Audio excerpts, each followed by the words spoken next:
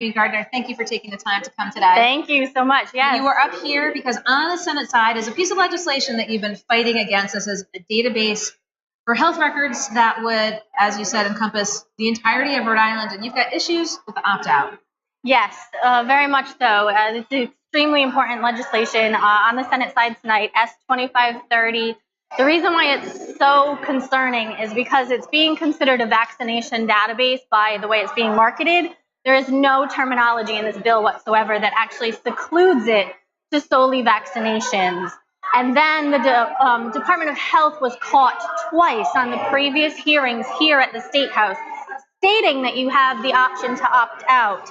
But when further questioned by me and other activists, we're forced to admit you cannot actually opt out. You can simply block third-party access, but you cannot actually remove yourself from this database at all.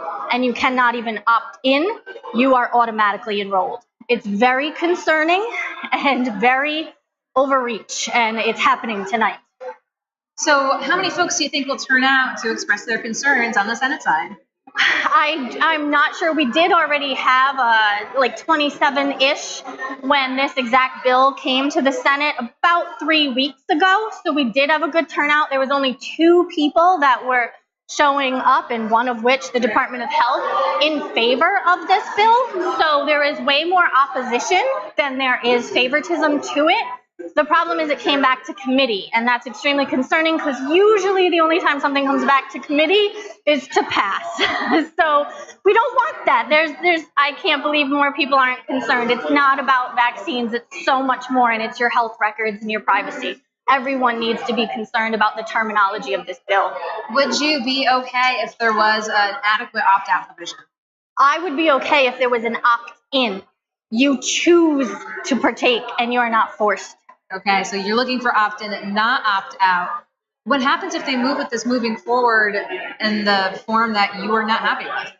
It goes to the Senate floor if this comes out of committee, and then the Senate as a whole has to vote on it. The only thing saving us right now is that we're so close to the end of the legislative session, and this bill did not go through committee yet on the House side. So its duplicate hasn't made it this far. Okay, we are in the waning days here, as we say, approaching Memorial Day weekend, but you're up here again advocating, again, in opposition to this piece of legislation. As I said, we've had you on before, but I'm glad we could get you up here at the State House. We're going to continue to follow this issue closely. Aimee Gardiner, thank you for taking the time to come on. Thank you so much. And don't go anywhere. We'll be back with our next guest here live from the Rhode Island State House.